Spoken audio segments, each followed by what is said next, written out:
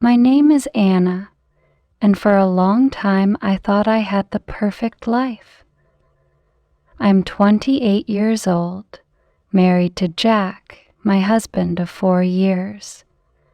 We live in a cozy little house in a quiet neighborhood.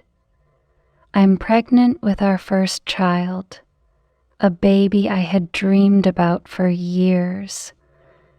Every day I would place my hands on my belly, imagining the little life growing inside me. It felt like everything was finally falling into place. Jack was a good husband, or at least I believed he was. He worked hard as a manager at a small company, and every morning he kissed me on the forehead before leaving for work. "Take care of yourself and the baby," he would say. I thought I had everything: a loving husband, a warm home, and a future filled with joy. I was also lucky to have Lisa, my best friend, living right next door. Lisa was like a sister to me, always cheerful, always supportive. Sometimes she tells me secrets about her life and I tell her mine. She was so excited about my pregnancy. "You're going to be the best mom," she'd say, and I believed her. I trusted her completely.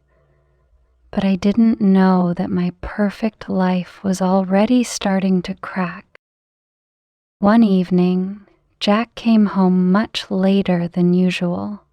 I had made his favorite dinner, roast chicken with potatoes, but by the time he walked through the door, the food was cold. He looked tired and distracted. "I'm sorry, Anna," he said. "There was a lot of work at the office." He kissed me on the cheek and went upstairs to take a shower. At first, I didn't think too much about it. Everyone has long days at work, right?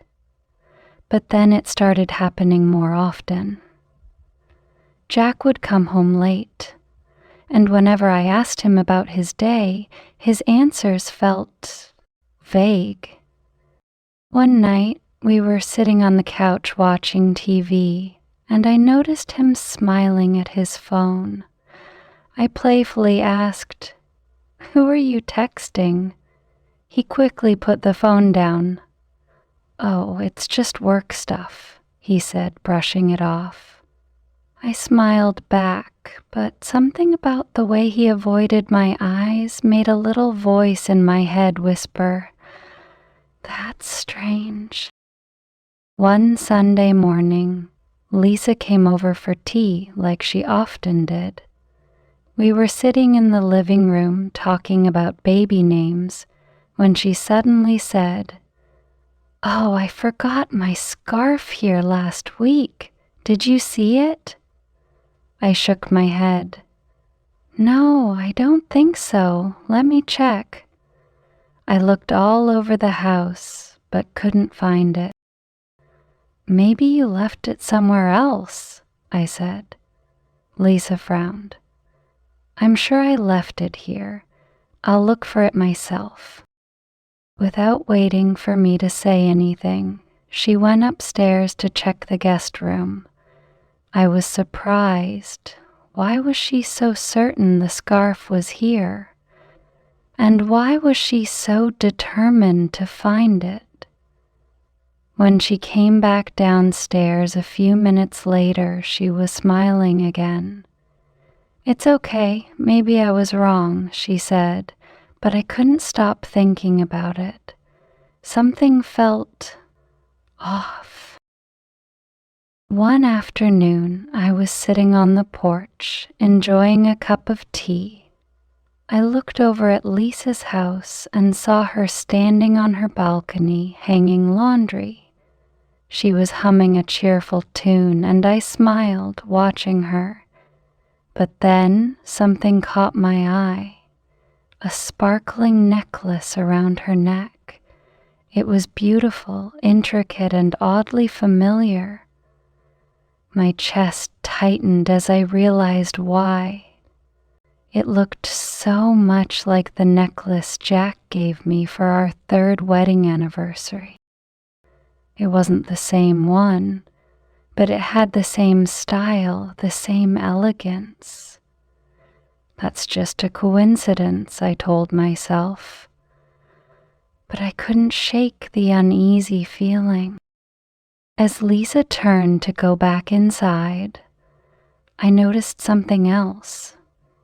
A shadow behind her, moving across the curtains in her room. It looked like the silhouette of a man. I tried to brush it off. Maybe she has company, I thought. But Lisa rarely mentioned anyone she spent time with. That evening, Lisa came over to visit me, bringing chocolates and her usual cheerful smile. But something about her felt different.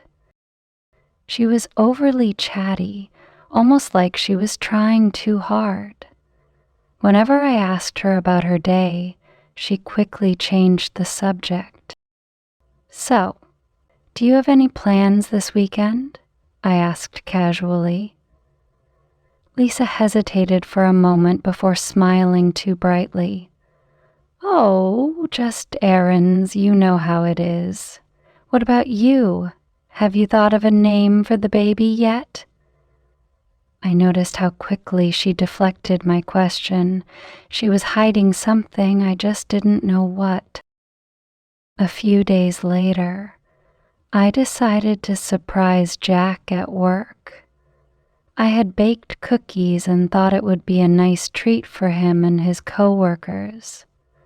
I called him to let him know I was coming, but he didn't answer. When I arrived at his office, the receptionist greeted me with a smile. "Hi, Anna, are you here to see Jack?" "Yes," I said. "Is he in his office?" The receptionist looked confused. "Oh, Jack left early today. He said he had a meeting." My stomach sank. Jack hadn't mentioned any meeting. Where could he have gone? As I drove home, I saw something that made my heart stop. Across the street, at a small cafe, I spotted Jack sitting at a table with Lisa. They were laughing, leaning in close to each other. Then Jack reached across the table and touched her hand. I froze. My hands were shaking on the steering wheel. I wanted to get out of the car and confront them, but I couldn't move. Instead, I drove home, tears streaming down my face. That night, I didn't say anything to Jack. I needed to be sure before I accused him. The next day, while he was at work, I decided to look for answers. I searched his closet, his drawers, and his desk, but I didn't find anything unusual. Then I remembered his laptop. When I opened it, I saw an email account that I didn't recognize. It wasn't his work email or his personal email. It was new. I clicked on it and found dozens of messages between Jack and Lisa. Sweet words, plans to meet, even a conversation about keeping their relationship a secret. As I read the messages, my heart shattered. The two people I trusted most had betrayed me.